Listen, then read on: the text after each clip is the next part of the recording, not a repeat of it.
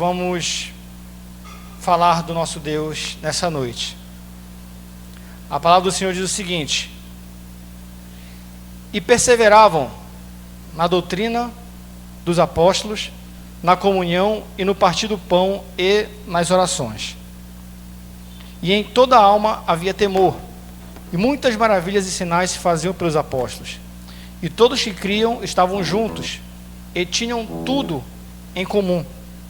E vendiam suas propriedades e bens, e repartiu com todos, segundo a necessidade de cada um. E perseverando unânime todos os dias no templo, e partindo o pão em casa, comiam junto com alegria e singeleza de coração, louvando a Deus e caindo na graça de todo o povo. E tendo os dias acrescentado o Senhor à igreja aqueles que o haviam de se salvar. Amém? Feche os olhos, irmão, vamos orar. Ó Deus eterno e soberano, eu te dou graças, meu Pai, nessa noite, por estarmos aqui reunidos, Senhor, para ouvir da Tua palavra. Eu te peço, meu Deus, que Tu possa falar aos nossos corações, que possamos compreender e entender, Senhor, a Tua mensagem dessa noite. Não que seja eu, Senhor Deus, mas o Espírito Santo de Deus. Que o maná seja enviado dos céus para nossas vidas, Senhor, e possamos sair daqui alimentados pela Tua misericórdia, pela Tua graça e pela Tua palavra, Senhor. Eu te agradeço, no nome santo de Jesus. Amém e amém.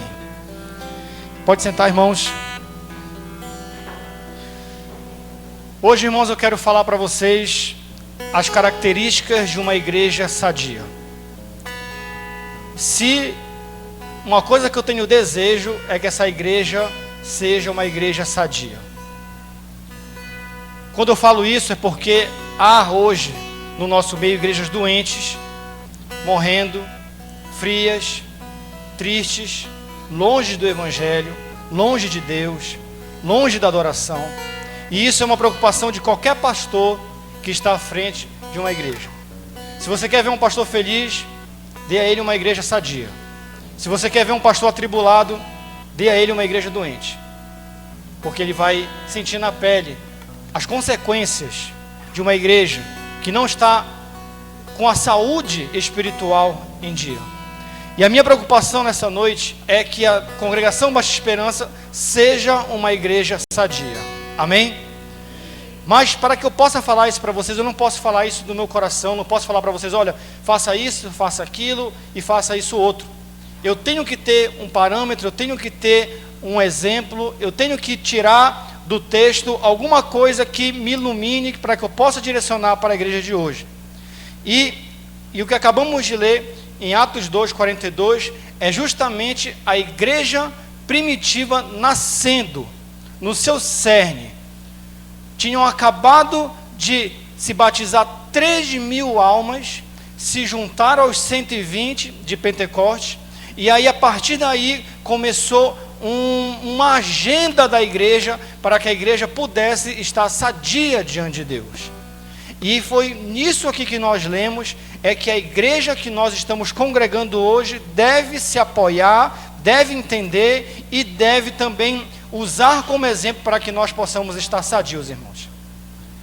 Quando eu olho para este mundo pós-moderno, eu vejo que a igreja ela tem perdido a sua essência e a sua funcionalidade. Hoje, nós que deveríamos ser um exemplo de uma igreja sadia, muitas igrejas hoje estão entrando nesse mundo pós-moderno, estão buscando coisas estranhas lá fora e estão colocando dentro da igreja, e a igreja acaba perdendo a sua funcionalidade, a sua essência. Aquilo que era para ser igreja, hoje não é mais, porque o mundo que entrou deformou, digamos que as engrenagens que estavam rodando de forma bem harmônica e acabou perdendo a sua essência. Mas para que a gente possa se defender dessas flechas malignas, nós devemos ter parâmetros, devemos ter princípios, devemos ter fundamentos para que a gente possa andar na palavra do Senhor e na vontade do nosso Deus. No verso 42, irmãos, aí na sua Bíblia, ele diz assim: e perseveravam na doutrina dos apóstolos, na comunhão, no partir do pão e nas orações. Para a igreja ser uma igreja sadia, ela primeiramente precisa ser uma igreja bíblica, ela precisa ser uma igreja amorosa e precisa ser uma igreja fervorosa. É esse tripé que coloca a igreja de Deus nas engrenagens corretas para que ela passe a funcionar. Ela precisa ser uma igreja bíblica, ela precisa ser uma igreja amorosa e ela precisa ser uma igreja fervorosa. Quando eu digo assim, bíblica, é porque eles disseram assim: e perseveraram na doutrina dos apóstolos. Quando a igreja iniciou, eles perguntaram para os outros: qual será a doutrina que vai reger essa igreja? Qual será o estatuto que será colocado para que todos possam seguir? Eles colocaram a doutrina dos apóstolos. Irmãos, a igreja primitiva ela sofreu vários ataques. Se você ler a história do cristianismo, heresias, perseguições, mortes, pessoas sendo perseguidas por causa da fé. E a igreja ela só conseguiu perseverar por causa que ela tinha um fundamento, ela tinha uma doutrina, ela tinha algo que a sua estrutura ficava rígida, que era a doutrina dos apóstolos. Irmãos, quando eu olho para a nossa igreja, se você quer matar uma igreja, tire a doutrina dela. É por isso que nós temos EBD aqui. É por isso que nós sentamos aqui, passamos 1 hora estudando a palavra de Deus. Porque o dia que entrar o fermento deste mundo aqui nessa igreja, ela vai matar essa igreja. O dia que chegar alguém aqui, um pastor, no meu lugar, que eu posso sair, pode chegar outro aqui e falar: olha, a partir de hoje, a Bíblia não é mais a nossa única regra de fé e conduta. Ele vai matar essa igreja. Vai todo mundo aqui, obrigado, irmão. Vai todo mundo aqui desviar. Sabe por quê? Porque nós só estamos juntos aqui, unidos e perseverando por causa da doutrina bíblica. Se essa igreja está aberta aqui, irmãos, é por causa que essa palavra de Deus, ela toma conta da estrutura dessa igreja. E se nós perdemos isso aqui, meus irmãos, nós estamos com os dias contados. Nós estamos correndo muito perigo. 2 Timóteo 4,3, ele diz assim, que chegará um tempo que algumas pessoas não suportarão a sã doutrina. Eles terão comichão nos ouvidos e separarão mestres para si. Ou seja, vai haver um tempo, hoje nós estamos aqui falando da palavra de Deus, mas chegará um tempo que a palavra de Deus ela será rejeitada. Quando for aberto a palavra de Deus para falar para um grupo de pessoas, eles terão comichão nos ouvidos, porque vai entrar quadrado no ouvido deles e eles não vão conseguir resistir a essa palavra. E eu digo para vocês, isso já está acontecendo. Isso já está acontecendo. Tem igrejas que tudo funciona, menos a palavra de Deus. Eles colocaram a palavra de Deus para escanteio e colocaram todas as atividades possíveis dentro da igreja para a igreja continuar funcionando. E na verdade essas igrejas estão morrendo. Aquele povo está morrendo. Os líderes estão morrendo. Jesus voltará e essa igreja ficará de fora. Porque tiraram o cerne, tiraram o coração, tiraram aquilo que faz as engrenagens espirituais da igreja rodar, que é a palavra do nosso Deus. Irmãos, fiquem muito preocupados quando chegar coisa nova. Eu estava vendo um vídeo agora ali, aí chegou um pastor batista e falou assim: é o momento de nós atualizarmos a Bíblia. Aí eu falei: agora eu infarto. Atualizar a Bíblia? Como assim? Como atualizar a palavra de Deus? Me diz. Ele está me dizendo assim: não, é porque essa palavra ela é muito dura, ela precisa ter assim, mexer algumas coisas para ficar mais agradável, mais palatável, mas para que as pessoas possam sentir o gosto melhor, para que não pegue muito nos pecados, para que não aponte coisas erradas. Então a Bíblia tem que ser agradável, então nós temos que atualizar a Bíblia. Irmão, olha o perigo que nós estamos correndo. Olha o vale da sombra da morte que nós estamos andando. E nós só perseveraremos aqui nessa igreja com uma doutrina bíblica se a palavra de Deus não se afastar dos nossos corações. É por isso que eu sinto falta de muita gente na IBD. Eu fico preocupado quando vejo uma IBD com 2, 3, 4 pessoas. Porque você pode ser um dia essa pessoa que vai ter comichão nos ouvidos e não vai suportar essa doutrina, porque você não é acostumado a se alimentar da palavra de Deus diariamente. Eu não estou falando de você se alimentar na sua casa, não. Isso é obrigação. Você na sua casa, você tem que ter a sua leitura. Eu estou falando de um estudo bíblico para a igreja. Igreja é um corpo, é um ajuntamento, várias pessoas, todos nós aqui estudando juntos e entendendo a palavra de Deus. Então, tenha muito cuidado com a falta de doutrina na igreja. Segunda coisa, ele diz: perseveramos na doutrina dos apóstolos e na comunhão e no partir do pão. O que é comunhão, meus irmãos? Comunhão, algumas pessoas dizem assim, é estar junto. Nós estamos juntos, estamos em comunhão. Só que é muito mais profundo que isso. Uma igreja pode estar junta e pode não estar em comunhão. Uma igreja pode estar participando de um culto agora e não pode estar em comunhão.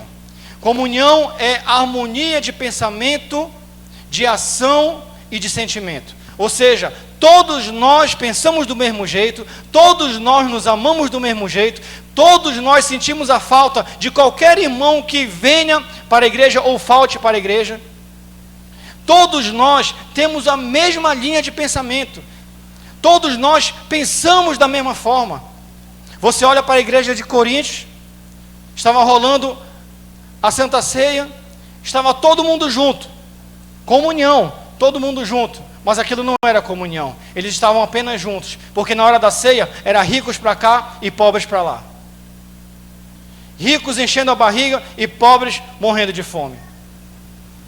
Isso mostra que apenas se sentar ao lado das pessoas não é comunhão. Comunhão é você tratar a pessoa que está sentada nesse banco igual àquela pessoa que está sentada lá atrás. Comunhão é você cumprimentar com alegria, não só aqueles que cumprimentam você com alegria. É você cumprimentar toda a igreja com alegria. É você se sentir bem sentando ao lado do irmão ou da irmã. Não tem problema, não tem diferença para você. O mesmo abraço que você dá no irmão que você conhece há muito tempo, você também vai dar um abraço no irmão que você conheceu agora. Então, a comunhão é um alinhamento, é uma harmonia de pensamento. Não tem ninguém separado para escanteio. Todos têm a mesma importância, tendo 10 anos de igreja e tendo uma semana. Eu cumprimento com a mesma alegria alguém que já tem 5 anos nessa igreja aqui e quem está chegando hoje. A gente não pode fazer acepção de pessoas, porque aonde entra a acepção, a comunhão morre. Aonde entra diferenças, a comunhão morre. A gente chega numa igreja e vê grupinhos. O grupinho dos jovens, o grupinho ali do pessoal radical, o pessoal do grupinho ali, do fulano de tal. Isso não é comunhão. Onde tem grupinhos, não tem comunhão. Uma igreja batista em Capanema rachou por causa disso. Fizeram uma assembleia e o banco da esquerda era um banco dos revoltados e o banco da direita era o banco que queria a igreja continuasse. Que comunhão é essa, irmãos? A igreja teve que rachar porque o pastor não conseguiu conduzir aquilo. Ele simplesmente botou na ata, exclui do hall de membros esse fulano, esse e aquele. Vamos continuar apenas com esse pessoal aqui. E eles tiveram que abrir uma outra igreja. Olha só o sentido de comunhão que está hoje. Então, meus irmãos, a comunhão ela é muito importante, o partir do pão, a alegria de estar juntos, isso é importante para a igreja. Amém? No verso 44, aí na sua Bíblia ele diz assim, que todos que criam estavam juntos e tinham tudo em comum. Na continuação, no verso 44, tudo era em comum, tudo era bom, era agradável, não tinha pessoas especiais e outras desprezadas, não. Todas as pessoas eram especiais naquele dia. A igreja precisa ser bíblica, a igreja precisa ser amorosa e a igreja precisa ser fervorosa. Terceira coisa que a igreja fazia, perseverava na doutrina dos apóstolos, comunhão no partir do pão e nas orações. Uma igreja que não ora, meu irmão, ela está fadado ao fracasso. Uma igreja que não dobra os joelhos, conte o tempo, ela fechará as portas. Ela não crescerá para lugar nenhum sem oração. E essa é a minha maior preocupação, porque quando eu convido aqui a igreja para o culto de oração, e quando eu vejo 1, 2, 3 apenas para orar, eu fico preocupado. Eu fico preocupado, porque uma coisa é você orar na sua casa.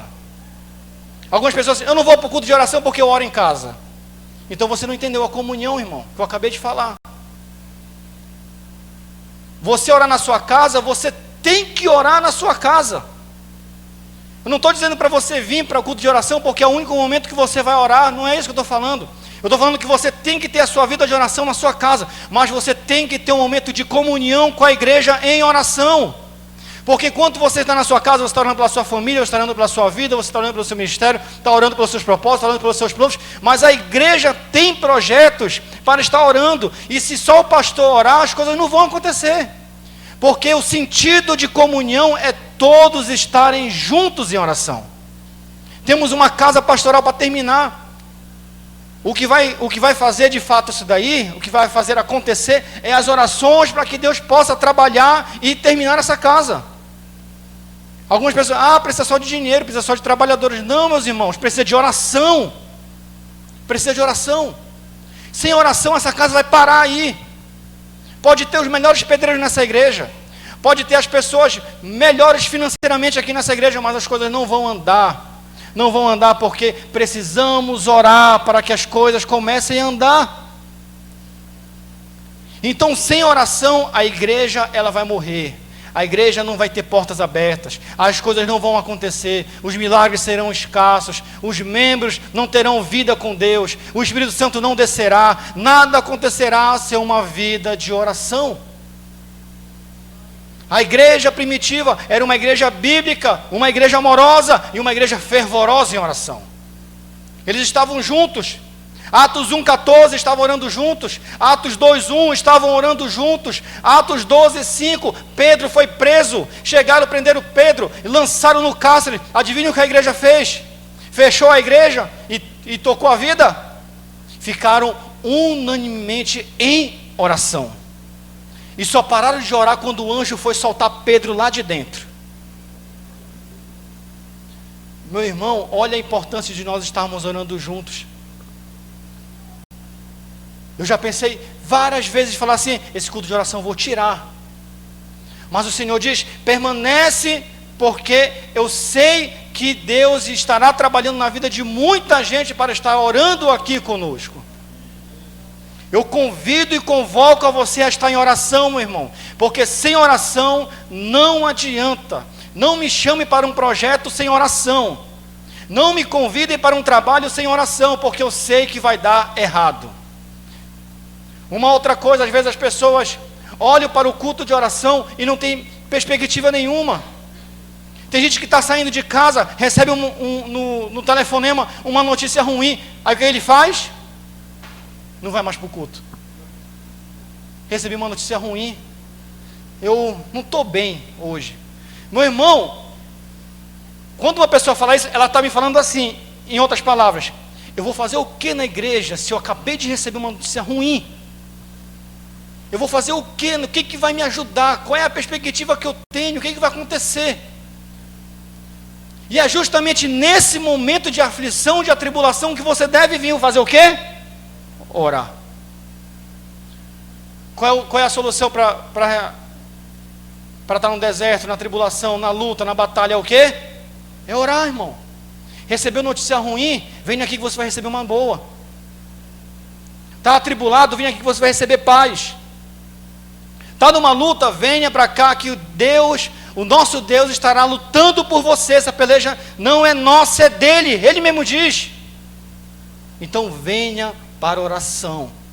Não deixe de orar em comunhão. Uma igreja que não ora junto não entende o sentido de comunhão. Ela acha que comunhão é estar junto apenas. Não, é orar no mesmo sentido, no mesmo pensamento e na mesma harmonia.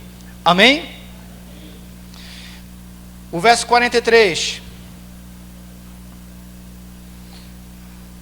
Verso 43 diz assim: em toda a alma havia temor, e muitas maravilhas e sinais se faziam pelos apóstolos.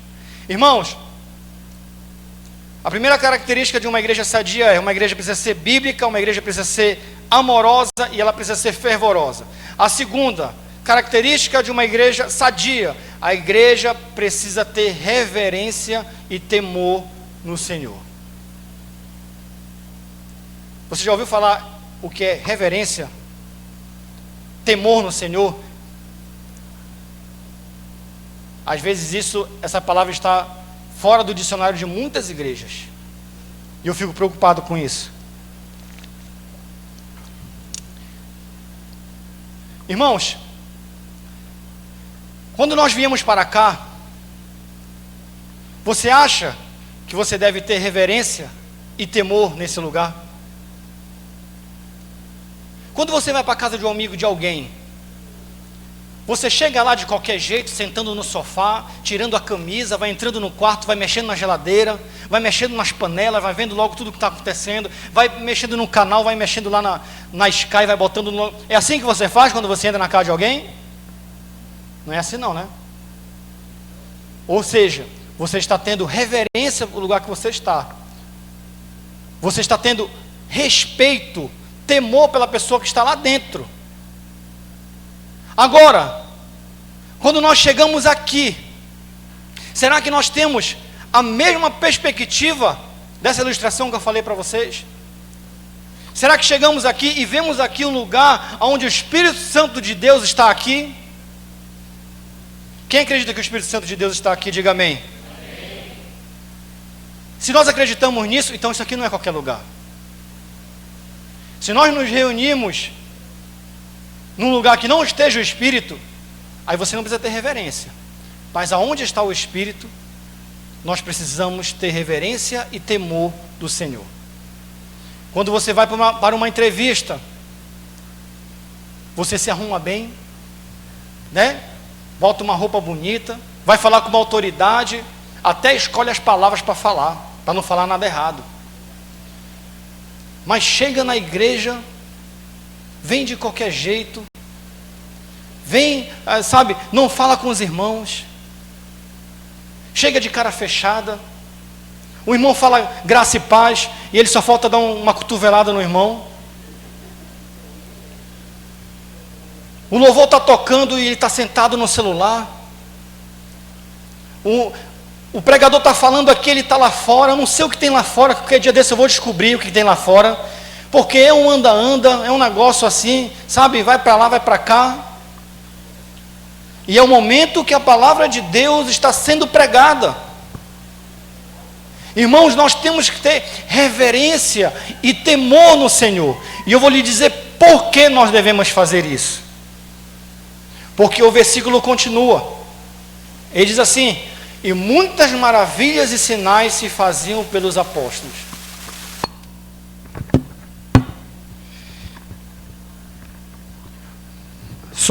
Muitas maravilhas e sinais se faziam pelos apóstolos.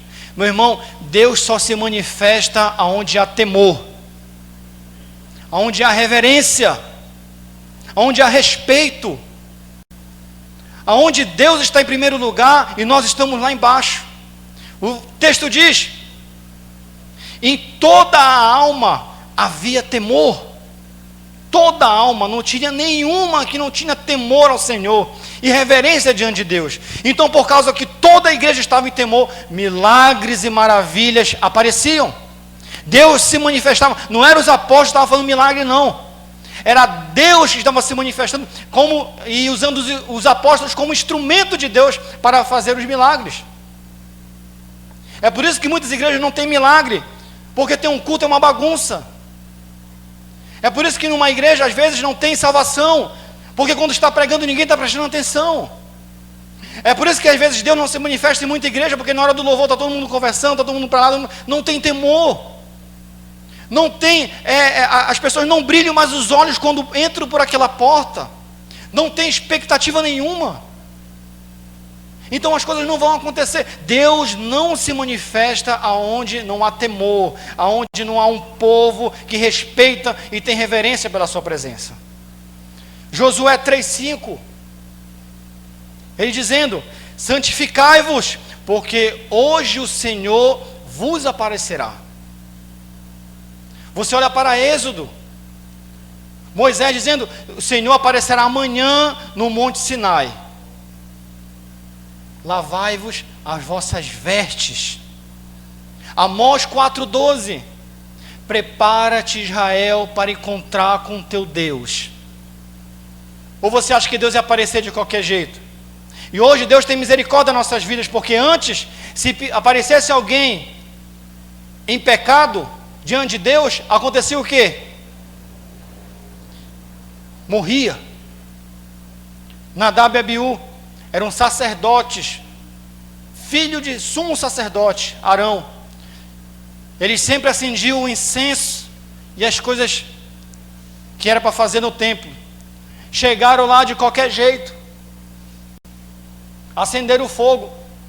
E a palavra de Deus diz: quando Nadab e Abiú acenderam o fogo, Deus viu que aquele fogo era estranho, e ele veio como fogo e torrou com fogo os dois, sacerdotes e filho de sumo sacerdote. Para você ver Deus como Ele zela pelo respeito e pelo temor. Então, meu irmão, quando você entrar por essa porta aí, se você crê mesmo naquilo que você acabou de levantar a mão, que o Espírito Santo de Deus está aqui, então tenha reverência, tenha temor, desligue o seu celular, pare com as conversas, preste atenção no culto, se concentre nos louvores, fale com Deus, deixa Deus falar com você, e eu aposto tudo o que você quiser, que você sairá dessa igreja abençoado e cheio de Deus. Aí tem gente que chega assim: o culto não foi legal. Claro, não saiu do celular. A pregação não foi boa. Mas é claro, porque você está conversando com todo mundo aí. Então tenha reverência, meu irmão, tenha temor diante de Deus, porque somente assim Deus irá se manifestar nas nossas vidas. Eu tenho certeza que Deus, hoje, neste culto, Ele pode se manifestar, Ele pode salvar almas, Ele pode transformar pessoas.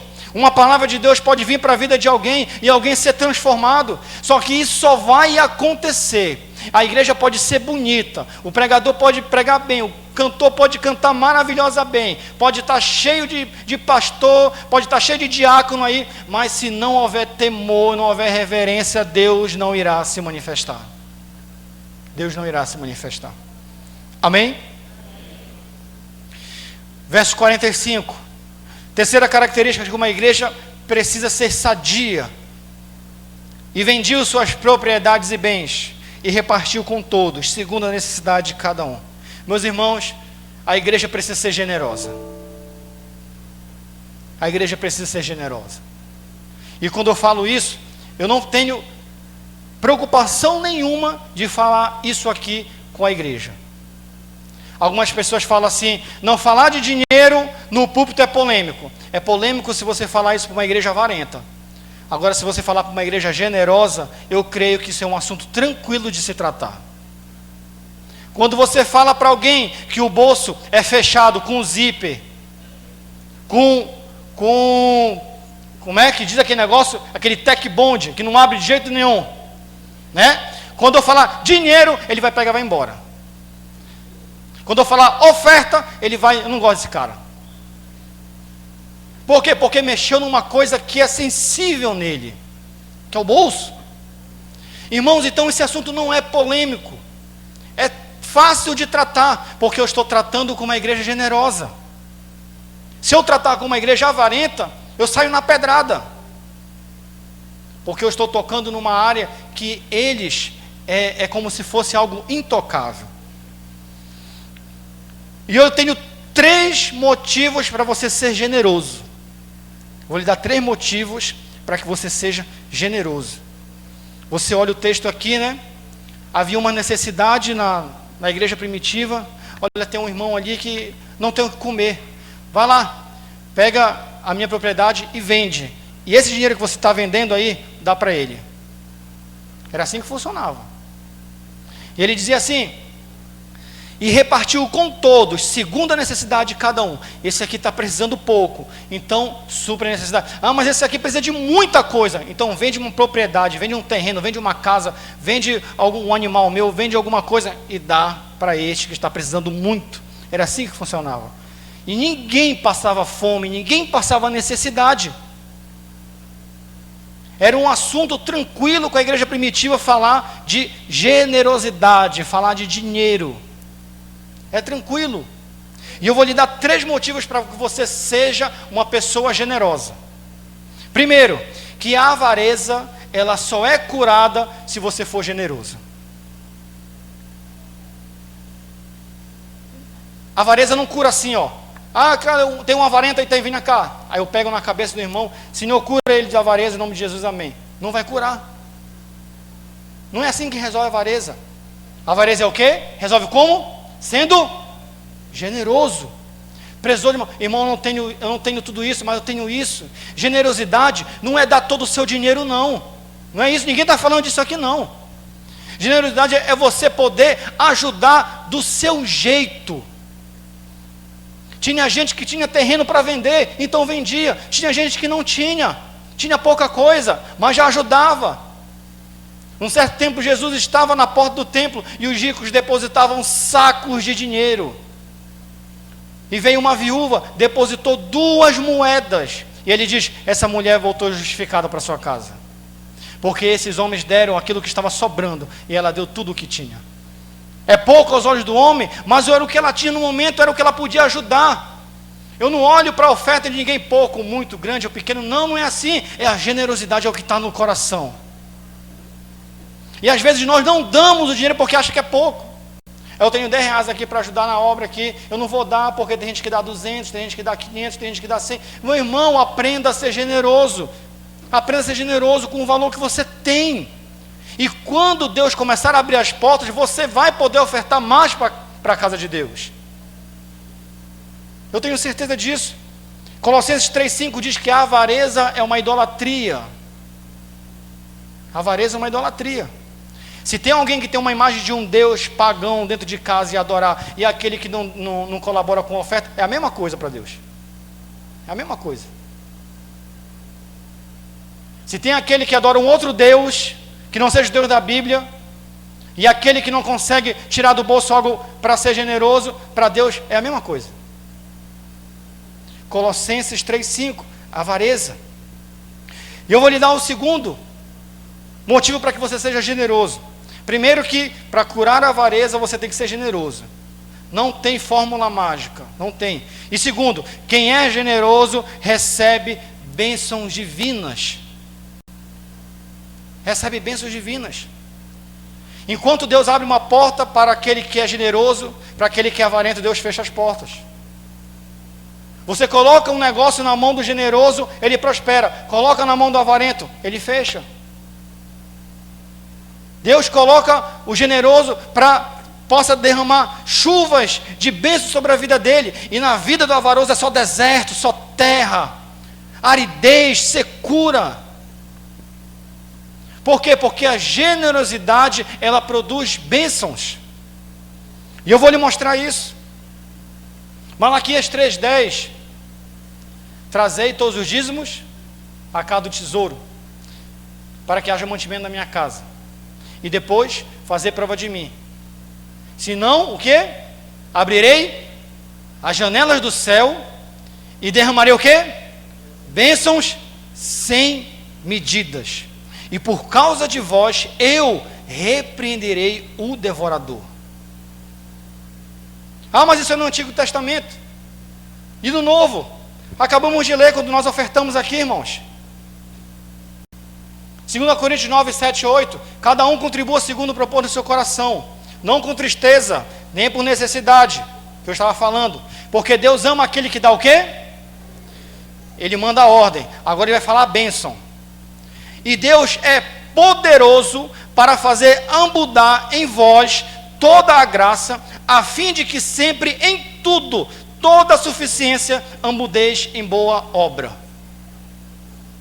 Sabe o que ele está dizendo aqui? Seja generoso, que eu sou poderoso para fazer abundar em vocês tudo aquilo que vocês estiverem precisando, tudo aquilo que for necessário, suficiente, eu estarei abençoando. Deus faz um compromisso dele com a sua palavra.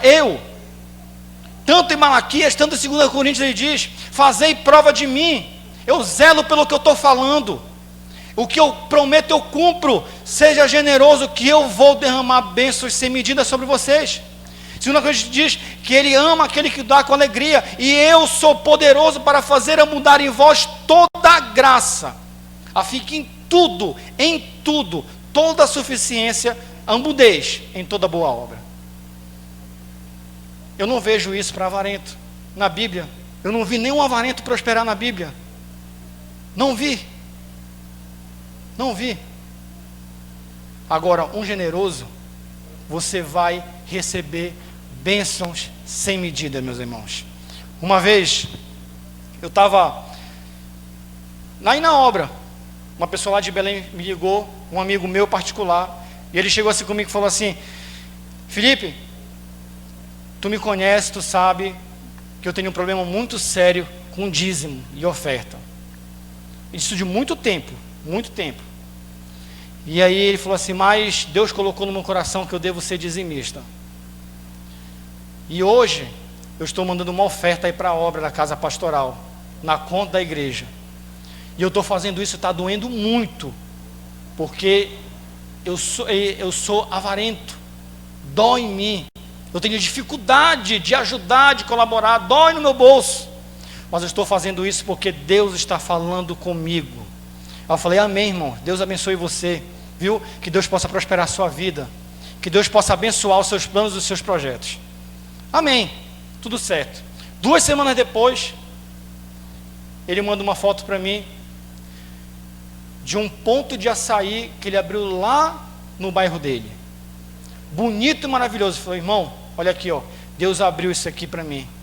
Tudo ele providenciou, não providenciei nada, tudo foi acontecendo, as coisas foram acontecendo, e agora eu creio que Deus estava falando comigo, era de fato Deus mesmo, porque eu estou vendo com os meus olhos, eu estou mandando foto para você aqui, para você ver, para você continuar orando, porque eu vi que Deus está me abençoando. Meu amigo, uma pessoa lá de fora,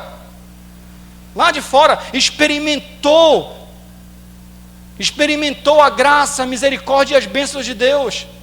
E eu quero isso justamente para a igreja, para que você experimente isso. Só que você tem que dar um passo para a generosidade, e esse passo dói, e às vezes mexe no nosso orçamento, mexe no nosso planejamento financeiro, mas meu irmão, eu creio que em breve Deus ele estará abençoando você. Deus não volta atrás da sua palavra. E o terceiro, a igreja que você congrega será abençoada. Aonde há pessoas generosas numa igreja, a igreja ela é abençoada. Quem quer aqui uma central de ar? Quem quer? Eu, por exemplo, estou suando aqui. Tá calor aí? Tá um pouco, né? Nossa sorte que está ventando hoje aí. Mas quem quer uma central de ar aqui? Quem quer um forro? Quem quer um som melhor? Quem quer que a gente possa ampliar essa igreja para abrigar mais pessoas? Sabe como é que isso acontece? Com um povo generoso. Em breve nós teremos uma casa pastoral. Essa casa não é minha não, irmãos, viu? Algumas pessoas pensam que essa casa é minha, não é minha não. Pastor não tem casa não. Pastor não tem casa. Isso aqui é um patrimônio da igreja. Você sabe quanto vai valer uma casa dessa, quando ela estiver pronta? A igreja vai ter um patrimônio de torno de 50 a 60 mil reais. E sabe como é que a gente consegue fazer isso? É com um povo generoso. Eu quero fazer muitas coisas aqui. Eu tenho muito desejo de fazer. Mas eu preciso de uma igreja que ela vença o pecado da avareza. Que ela seja generosa. E isso nós iremos experimentar no nome de Jesus. Amém? Você crê nisso? Eu creio que você tem que ser, eu creio que você vai ser muito abençoado. Eu creio. Mas a chave da bênção é isso. É sair de uma condição de avarento para uma condição generosa. Como é a lei da semeadura? Aquele que planta, pouco, ele vai colher muito, vai ser abençoado, chuva de bênçãos sobre ele, não, as comportas do céu serão abertas, não, colherá o quê? Pouco. Aquele que planta muito, ele colherá o quê? Pouco, seco, triste, morrendo, não, muito. E é isso que eu desejo para a vida da igreja no nome de Jesus, amém? Então a igreja precisa ser generosa. Os irmãos vendiam suas propriedades, repartiu com todos segundo a necessidade de cada um. Nós precisamos ser generosos. E um detalhe, se alguém tem dúvida aqui, mas o pastor ele é dizimista também, tá? Temos aqui a nossa tesoureira aqui de prova. Aliás, eu vou falar uma coisa para vocês. Quem quer ser pastor batista tem que ser dizimista. Sabe por quê? Porque vai chegar no dia do concílio, qual é a primeira pergunta? O irmão Zeca estava lá comigo. Missionário Felipe, você é dizimista? Sou dizimista. Aí de mim falar assim, não. Eles iam falar assim, o que você está fazendo aqui então? Como é que você vai pregar isso aí para a igreja? Amém? Então nós devemos ser dizimistas. E o detalhe, nós somos dizimistas, e como o pastor Leonel falou na minha apresentação lá, se esse homem quer ser rico, ele escolheu a profissão errada. Porque pastor Batista, meu amigo, é só dependendo unicamente, exclusivamente da vontade de Deus. E eu quero que você dependa apenas disso. Não dependa de pessoas, não dependa de partido político, não dependa de patrocínios, não dependa de nada disso, dependa apenas da vontade de Deus, porque é Ele que tem a chave das comportas dos céus.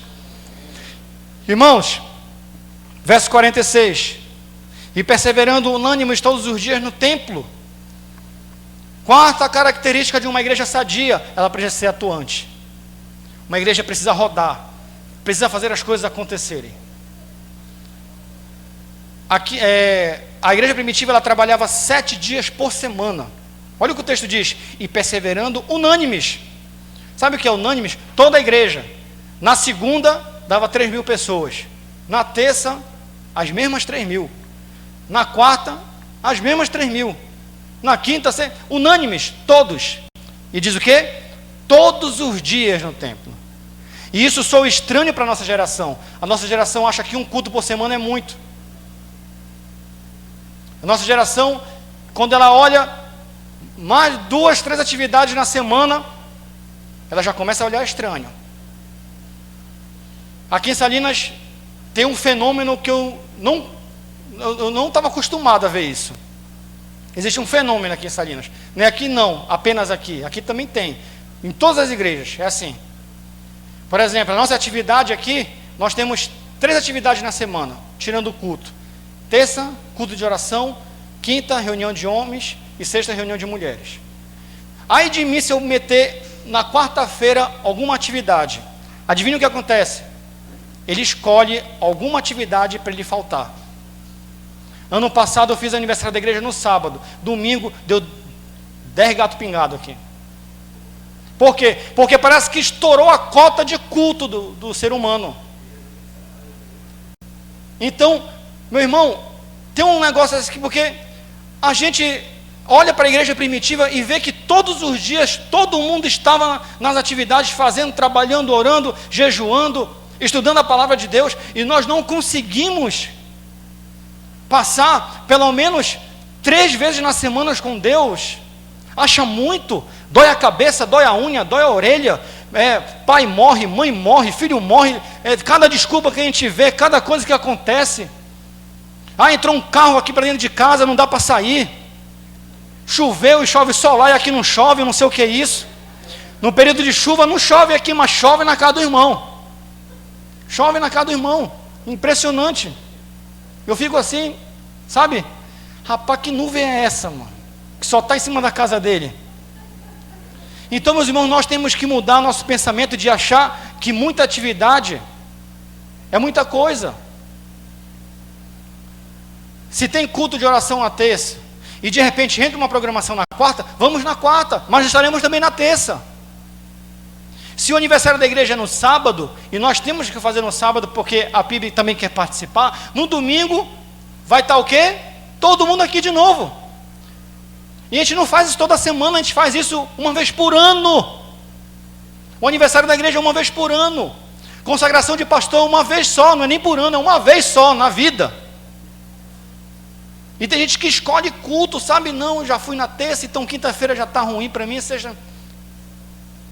Tudo isso nós precisamos perseverar, estar firmes, para que as coisas de Deus possam abundar na nossa vida. Uma igreja sadia é isso. Eu quero ver um dia de estar aqui unânime domingo. Terça estamos unânime.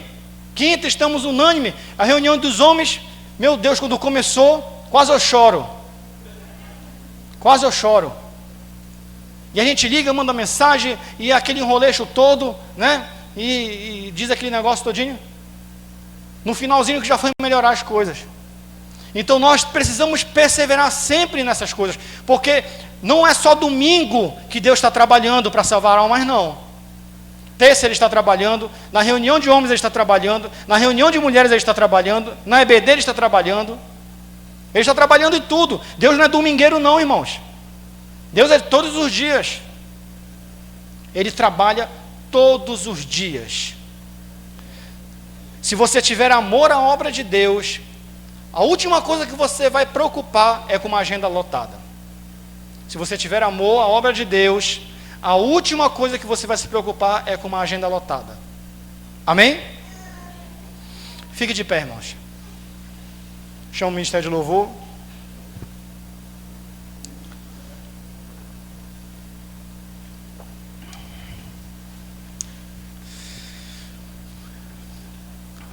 Verso 47.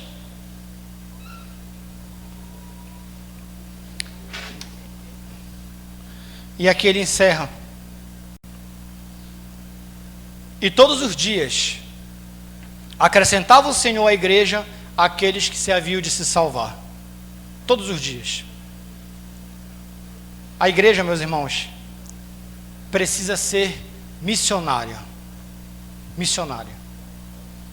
Se você quer ver uma igreja sadia, é uma igreja missionária, que ama pessoas, ama salvação, ama ver pessoas aqui na frente chorando e se dobrando diante de Deus, ama ver batismos. Uma igreja que não é missionária, ela vai morrer, irmãos. Se não iremos ganhar pessoas para Jesus, nós estamos fazendo o que aqui? Jesus antes de ir, de quem é esse gato aí?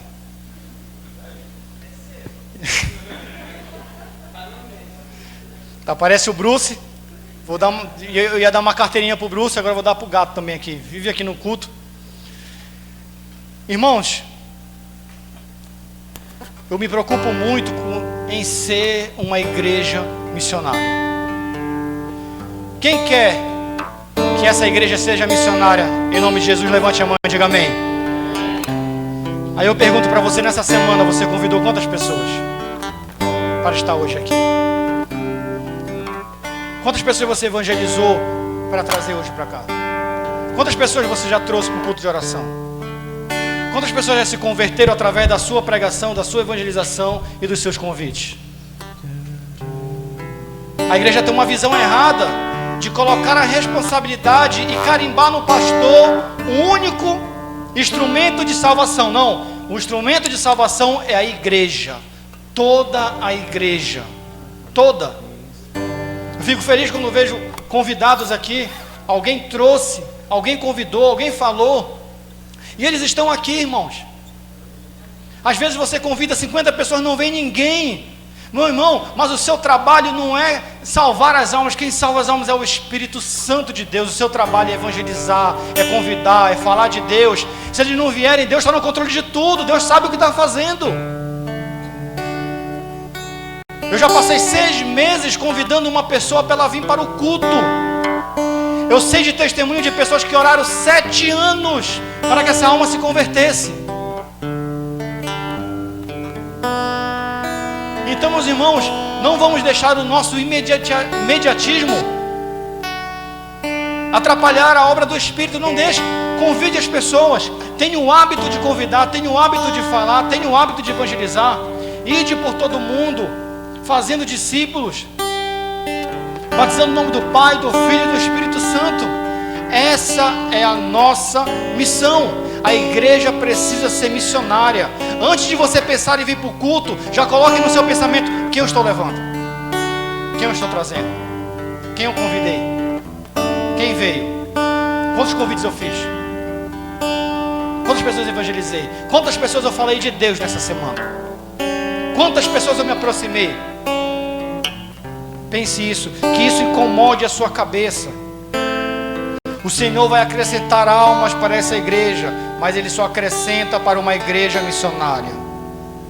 Ele só acrescenta para uma igreja que se interessa por almas, que ama pessoas, que ama as pessoas independente da sua condição, independente do seu jeito, independente de onde mora, independente do que fale, se gosta ou não gosta, se é amigo ou se é inimigo, mas Deus ama uma igreja missionária.